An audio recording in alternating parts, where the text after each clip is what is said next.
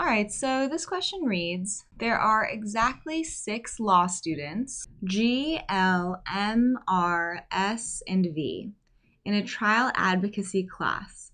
The class is divided into 3 trial teams, Team 1, Team 2, and Team 3, of exactly 2 students each. Each student is on exactly one of the teams. Each student prepares exactly one of either the opening argument or the final argument for his or her team.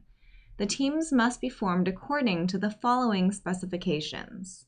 All right, so we have our law students, G, L, M, R, S, and V. We have 3 teams.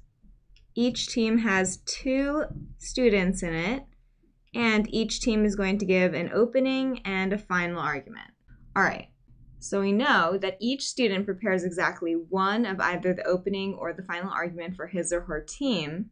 And we know that each student is on exactly one of the teams. So let's go ahead and hit the rules. Rule number 1, M is on the same team as either G or V. Okay, so we know if we don't have M with G, we're going to place a little arrow here to indicate that either one can be opening or final. Then we're going to have M with V. Contrapositive, if we don't have M with V, then we have M with G. So ultimately, we know we're going to have one team that's made up of M and then either V or G. We're going to place that arrow to switch to say that either one can do the opening and either one can do the final argument. All right, rule number 2, L prepares an opening argument. All right, so L is preparing an opening argument. So we know we can place L here in this column. We don't yet know which team. And rule number 3, either G or R, but not both, prepares a final argument. So if G does not prepare a final argument, then R is preparing a final argument. Contrapositive, if R is not preparing a final argument, then G is preparing a final argument.